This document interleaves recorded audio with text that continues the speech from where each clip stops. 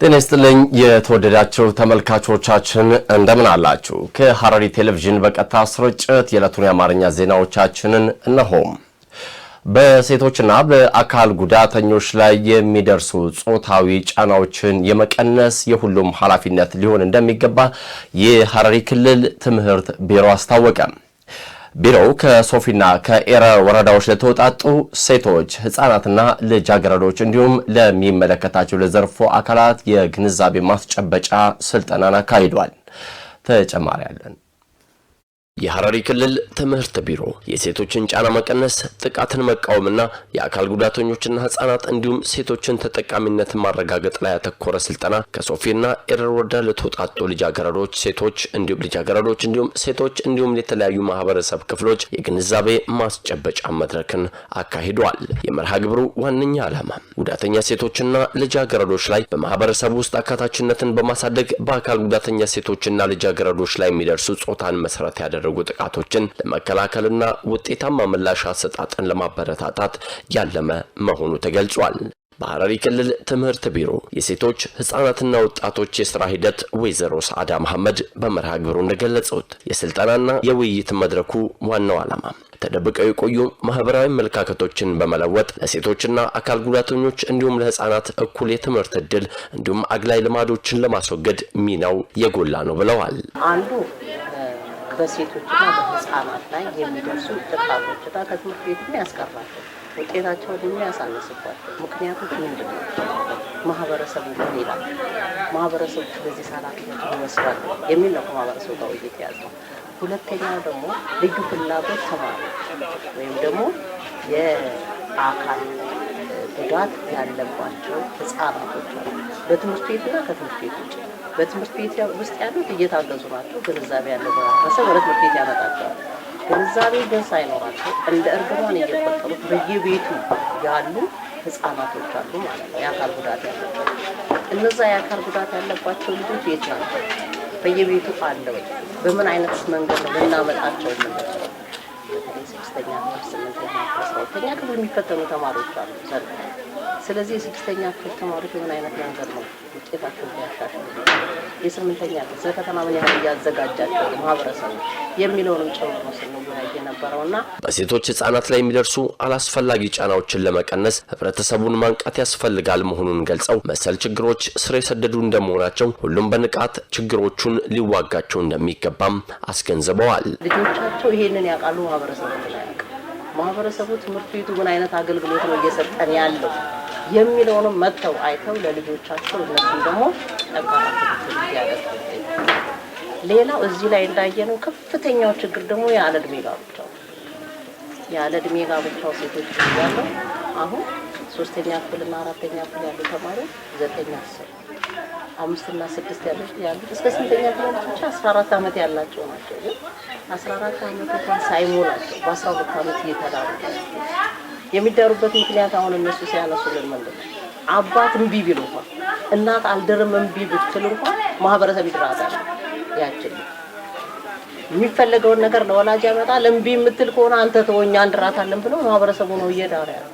ይሄንን ነገር ደግሞ መተው እንዳለብን አምነናል እያልን በተለይም የአፈጣጠር ችግር ያለባቸውና አካል ጉዳተኛ ህፃናትና ወጣቶች ከማህበረሰቡ ጋር የመቀላቀል ኃላፊነት የሁሉም ዜጋ ሊሆን ይገባል ብለዋል። በተጨማሪም ማህበረሰቡ እነዚህ ህፃናትና ሴቶች ከትምህርት ገበታቸው እንዳይርቁ ጠለፋን ጨምሮ ጎጂ ልማዳዊ ድርጊቶችን መከላከል እንዳለባቸውም ዳይሬክተሯ አጽንኦት ሰጥተው ተናግረዋል። አምራች ዜጋን ለመፍጠር የማህበረሰብ ሚና ወሳኝ መሆኑን ገልጸው መሰል ችግሮች ያለባቸው ህፃናት እገዛ እንዲያገኙ በማድረግ አካታቸው በሆነ መልኩ ልንንከባከባቸውና ልናሳድጋቸው ይገባል ብለዋል። ወይዘሮ ሰዓዳ አክለውም ህፃናት የአካል ጉዳት እንጂ የአእምሮ ችግር የለባቸውም መሆኑንና ድጋፍ ቢያገኙ ለሀገር የሚበጁ ዜጋ መሆን እንደሚችሉ ገልጸው የተሻለ ድጋፍና እንክብካቤ ልናደርግላቸው ይገባል ሲሉም ተናግረዋል።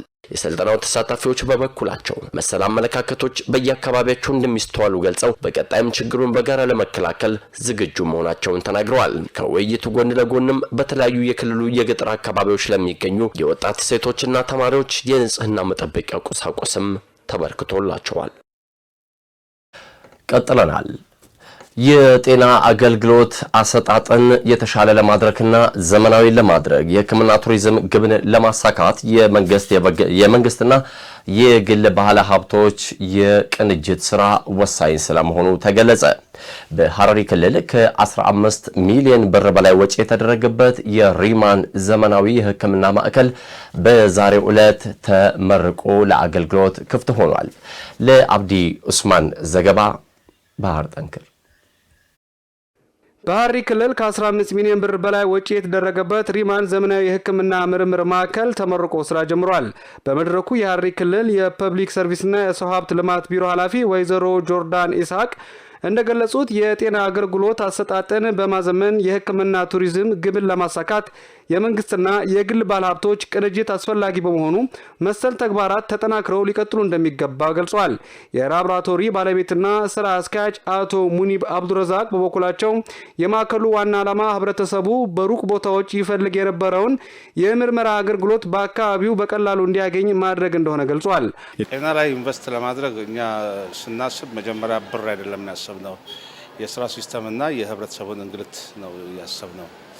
የህብረተሰቡን እንግልት በምናስብበት ጊዜ አንድ ታማሚ የጤና ምርመራ ለማድረግ ወረቀት ይዞ ከዚህ እስከ 5 ኪሎ ሜትር እስከ አራተኛ እስከ ተለያዩ ተቋማት እየሄዱ ደም ምርመራ ቼክ ለማድረግ ቢያንስ ለአንድ ሰው ብቻ የ300 ብር የባጃጅ ወጪና ከሚሰራው ከሌላ ቦታ ከሚሰጠው አገልግሎት ደግሞ የ25% ቅናሽ እየተደረገ 15% ብቻ እያተረፍን ለህብረተሰቡ አገልግሎት እየሰጠን ነው ያለነው።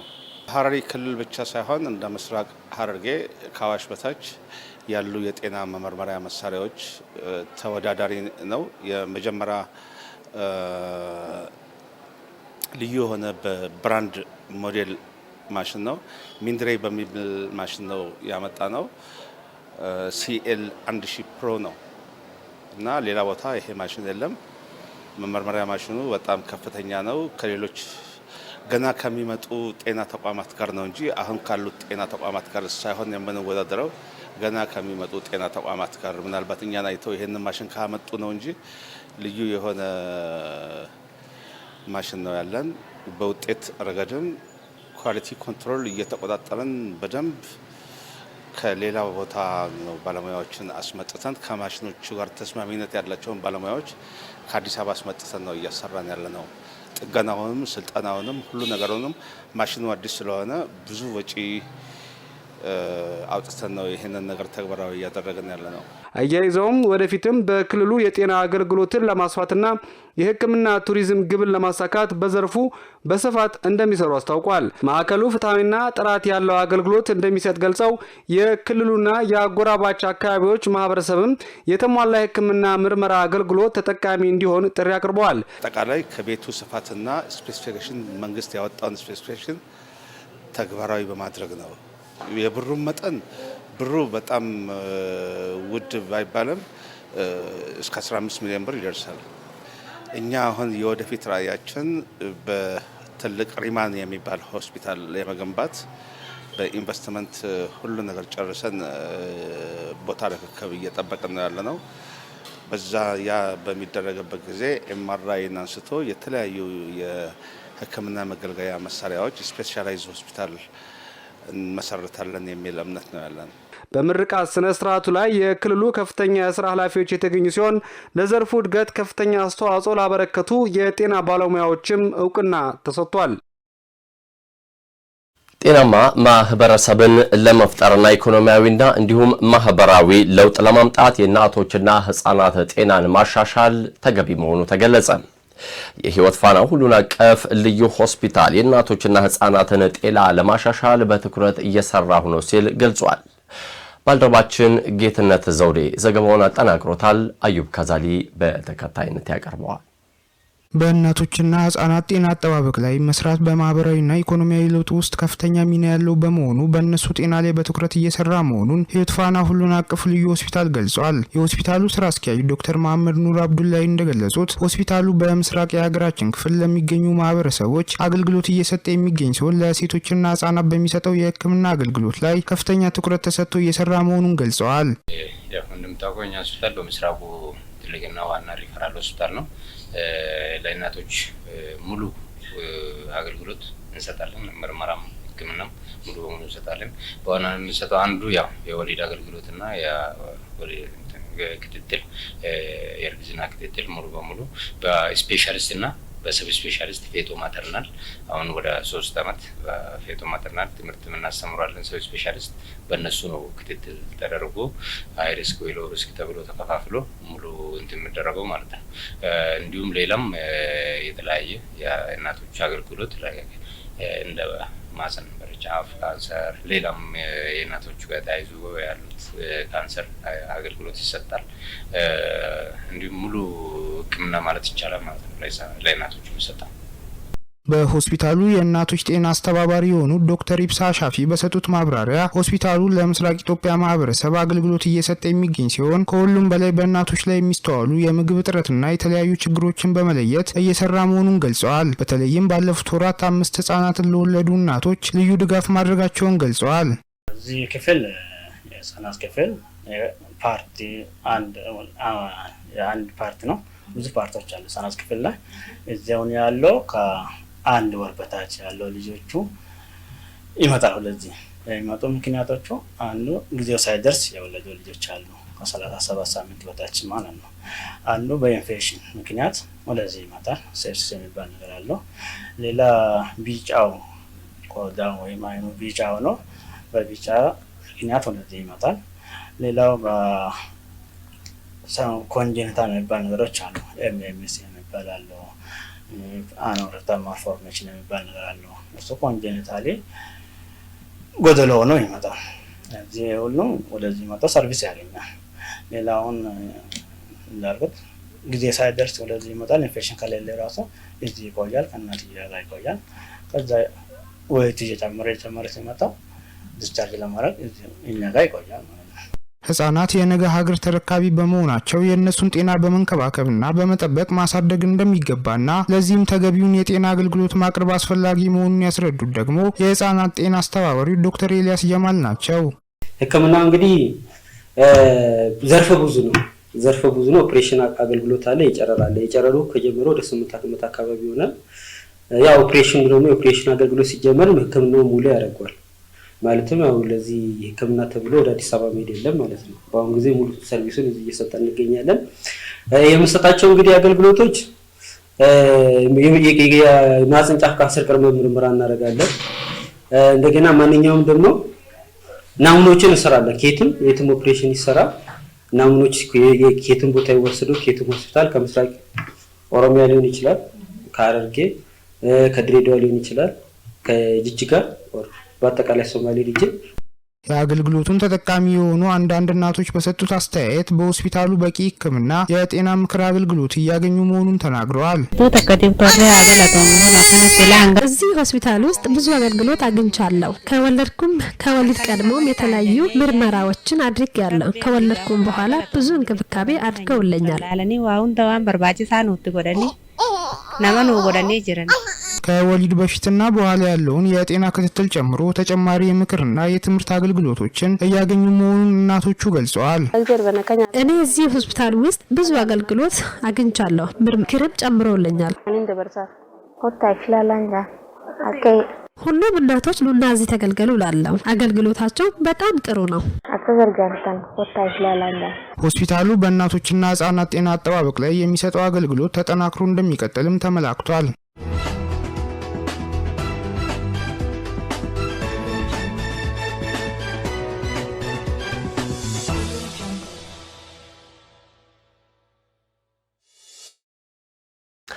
ቀጥለናል። የተወደዳችሁ ተመልካቾቻችን ከሐረሪ ቴሌቪዥን በቀጥታ ስርጭት ወደ እናንተ እያደረስናቸው የሚገኙትን የአማርኛ ዜና ወጃችንን እንደቀጠልን እንገኛለን። አሁን ደግሞ ከሀገር አቀፍ ምንጮች ወዳገኘናቸው ወሬዎቻችን አለፍን። የጤና ሚኒስትሯ ዶክተር መቅደስ ዳባ የኢቦላ በሽታ ወረርሽኝን ለመከላከል የሚያስችሉ የባለሙያዎችን የተግባር ስልጠናን ተመላከቱ። በሌላ ጉዳያችን ደግሞ ለዘንድሮ የ12ኛ ክፍል ሀገር አቀፍ ፈተና በስኬት መጠናቀቅ ቅድመ ዝግጅቶች እንዲሁም የሚያስችሉ ዝግጅቶች እየተከናወኑ እንደሚገኝ የትምህርት ምዘናና ፈተናዎች ኤጀንሲ ዋና ዳይሬክተሩ ዶክተር እሸቱ ከበደ ገልጸዋል። ሌኒ ሽመልስ እነዚህና ሌሎች ሀገር አቀፍ መሰል ወሬዎችን ወደኛ ታደርሳለች። የጤና ሚኒስትር ዶክተር መቅደስ ዳባ የኢቦላ በሽታ ወረርሽኝን ለመከላከል የሚያስችል የባለሙያዎች የተግባር ልምምድን ተመልክተዋል። የኢቦላ ቫይረስ ወረርሽኝን ለመከላከል ዝግጁነት ለማጠናከር ይቻል ዘንድ በህብረተሰብ ጤና አደጋ ቁጥጥር የመግቢያና መውጫ የጤና ቁጥጥር ባለሙያዎች በቦሌ ዓለም አቀፍ አየር ማረፊያ የጤና ልየታ የቁጥጥርና የቅኝት ስራዎች ላይ ትኩረት ያደረገ የባለሙያዎች ተግባራዊ ልምምድ የተደረገ ይገኛል። ልምምዱን የተመለከቱት የጤና ሚኒስትር ዶክተር መቅደስ ዳባ ኢቦላ ቫይረስ ወረርሽኝ በዲሞክራቲክ ሪፐብሊክ ኮንጎና በዩጋንዳ ከተከሰተ ጊዜ ጀምሮ ህብረተሰብ ጤና አደጋ ማስተባበሪያ ማዕከልን በማጠናከር ጥብቅ የሆነ የቅኝትና የልየታ ስራ እንዲሰራ የተደረገ መሆኑን ገልጸዋል። ወረርሽኞችን ከመከላከልና ከመቋጠር አንጻር ከዚህ በፊት የነበሩትን ልምዶችና አሁን የተገኘውን እውቀት መሰረት በማድረግ በቀጣይ እስከ ታችኛው የጤና ተቋምና የህብረተሰብ ጤና አደጋ ቁጥጥር ባለሙያዎች በማውረድ ሁሉም ዝግጁ እንዲሆን ማድረግ አስፈላጊ መሆኑን ገልጸዋል። ሀገራችንን፣ ቤተሰባችንን፣ ህብረተሰባችንን ከማንኛውም የህብረተሰብ ጤና አደጋ ችግሮች በመጠበቅና በመታደግ ለትውልድ የሚሻገር ስራ በመስራት ኃላፊነታችንን ልንወጣ ይገባል ሲሉ ማሳሰባቸውን ከጤና ሚኒስቴር የተገኘው መረጃ ያመለክታል።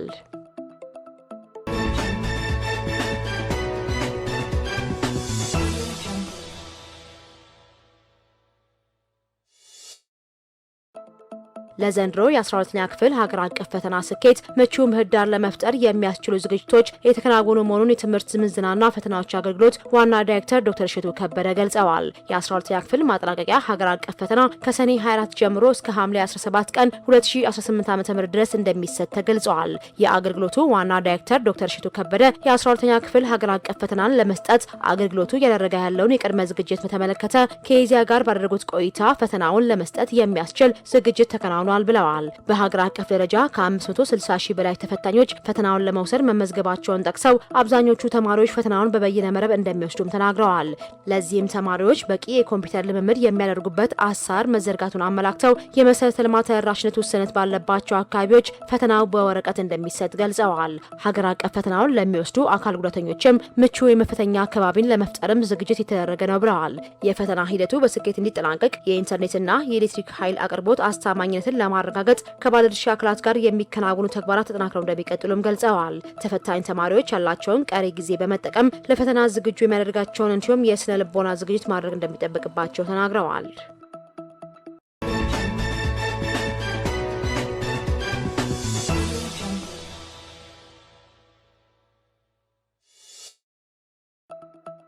ኢትዮጵያ ቀጠናዊ የኃይል ትስስርን ለማሳደግ የምታከናውናቸውን ተግባራት አጠናክራ እንደምትቀጥል የኢትዮጵያ ኤሌክትሪክ ኃይል ዋና ስራ አስፈጻሚ ኢንጂነር አሸብር ባልቻ ገልጸዋል። የኢትዮጵያ ኤሌክትሪክ ኃይል ዋና ስራ አስፈጻሚ ኢንጂነር አሸብር ባልቻ ለኢዜአ እንዳሉት ኢትዮጵያ ለታዳሽ ኃይል ልማት በትኩረት እየሰራች ትገኛለች። ባለፉት ዓመታት የታላቁ ህዳሴ ግድብን ጨምሮ 3 ግዙፍ ፕሮጀክቶችን በማጠናቀቅ ወደ ስራ ማስገባት መቻሉን ገልጸዋል። ኢትዮጵያ በታዳሽ ኃይል ልማት በስፋት መስራቷ በዘርፉ ተጠቃሽ ከሆኑ ሀገራት መካከል አንዷ እንድትሆን ያስቻላት መሆኑንም ተናግረዋል። ኢትዮጵያ በምስራቅ አፍሪካ የኃይል ትስስር ተቋም ውስጥ በግንባር ቀደምትነት እየሰራች መሆኑን አንስተው ቀጠናዊ የኃይል ትስስርን ለማጎልበት የምታከናውነውን ተግባር አጠናክራ መቀጠሏንም ገልጸዋል። ኢትዮጵያ ኃይል ከምታቀርብላቸው ከጅቡቲ፣ ሱዳንና ኬንያ በተጨማሪ ወደ ታንዛኒያ የኃይል ሽያጭ ሙከራ የተደረገ መሆኑንም ጠቅሰው ከሌሎች ሀገራት ጋርም በኃይል ለመተሳሰር ጥናት የተሰራ መሆኑን ተናግረዋል። ኢትዮጵያ ለውጭ ሀገራት የምታቀርበው ከምታመነጨው ኃይል 10 በመቶ ያነሰ እንደሆነ በመግለጽ የሀገር ውስጥና ለውጭ ሀገራት የምታቀርበውን ኃይል በማቀናጀት በታዳሽ ኃይል ቀዳሚ ለማድረግ የተሰራ ነው ብለዋል።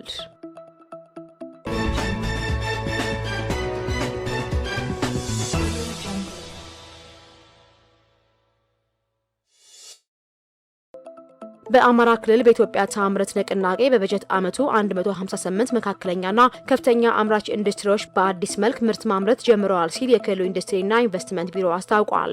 የአማራ ክልል ርዕሰ መስተዳድር አረጋ ከበደ፣ የኢንዱስትሪ ሚኒስትር መላኩ አለበል እንዲሁም ሌሎች የፌዴራልና የክልሉ ከፍተኛ አመራሮች በተገኙበት የኢትዮጵያ ታምርት ንቅናቄ ክልላዊ ማጠቃለያ መርሃ ግብር በኮምቦልቻ ከተማ ተካሂዷል። የቢሮ ምክትል ኃላፊ ተፈሪ ታረቀኝ በዚህ ወቅት እንዳሉት የኢትዮጵያ ታምርት ንቅናቄ በክልሉ በአምራች ኢንዱስትሪ ዘርፍ የነበሩ ችግሮችን እየፈታ መጥቷል። በተለይም ባለሀብቱ ያነሳቸው የነበሩ ጥያቄዎችን ደረጃ በደረጃ ለመፍታት እንዳስቻለ ገልጸው ይህም የአምራች ኢንዱስትሪዎችን ከማስፋፋት ባሻገር የማምረት አቅማቸውን በማሳደግ የውጭ ምንዛሬ ግኝትን ለማስፋት እያገዘ ነው ብለዋል። በተያዘው በጀት ዓመት ባለፉት ወራት ብቻ በኢትዮጵያ ታምርት ንቅናቄው 158 መካከለኛና ከፍተኛ አምራች ኢንዱስትሪዎች በአዲስ መልክ ማምረት መጀመራቸውን ጠቁመዋል። ኢትዮጵያ ታምርት ለሁለንተናዊ ሉዓላዊነት በሚል መሪ ሀሳብ በተካሄደው በዚህ መርሃ ግብር ላይ 145 ኢንዱስትሪዎች ምርትና አገልግሎታቸውን እያስተዋወቁ እንደሚገኙ መገለጹን የክልሉ ኮሚኒኬሽን መረጃ አመልክተዋል።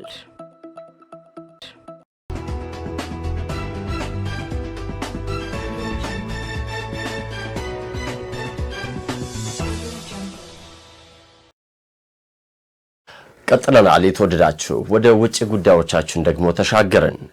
ኢራን የሆርሙዝ ወሽመጥን ለነዳጅና ጋዝ ላኪዎች ሙሉ በሙሉ ለመዝጋት መወሰኗን ገለጸች። አሜሪካና ኢራን ደግሞ ሰሞኑን የተኩስ አቁም እንዲሁም የተኩስ ልውውጥ ማድረግ መጀመራቸው ይታወሳል።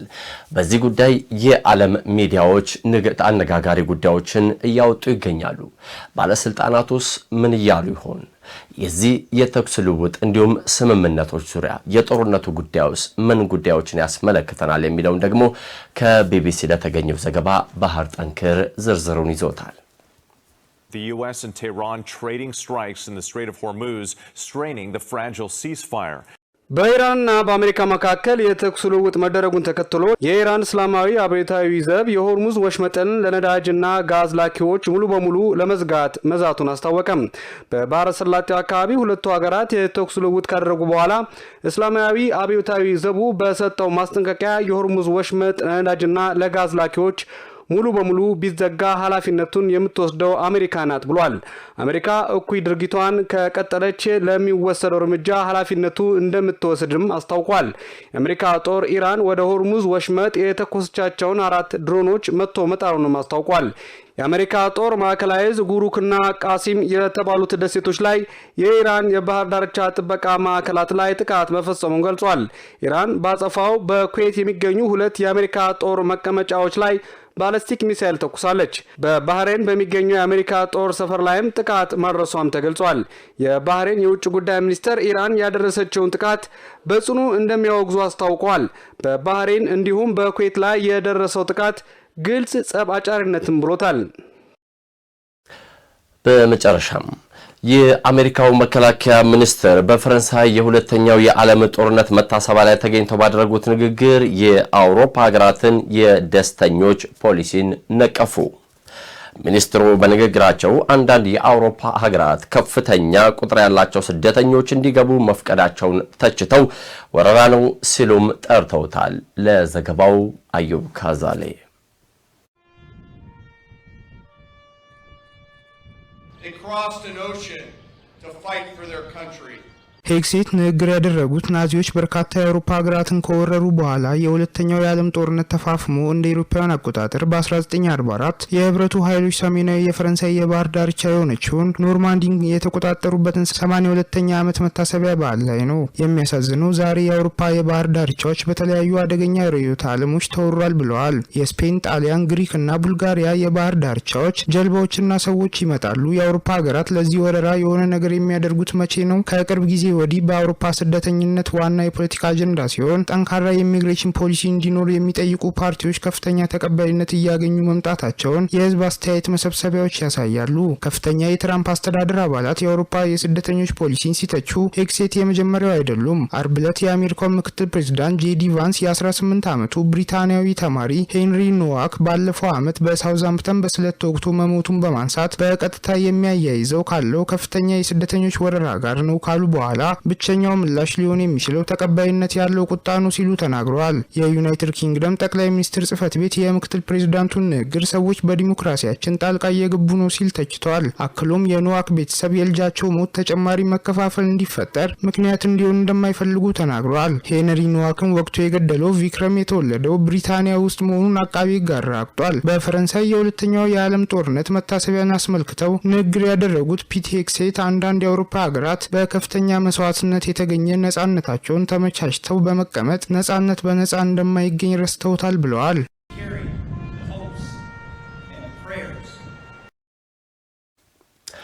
የተወደዳችሁ ተመልካቾቻችን ከሐረሪ ቴሌቪዥን በቀጥታ ስርጭት ወደ እናንተ ሲደርሱ የነበሩ የዕለቱ ዜናዎቻችን እዚህ ላይ አበቁ።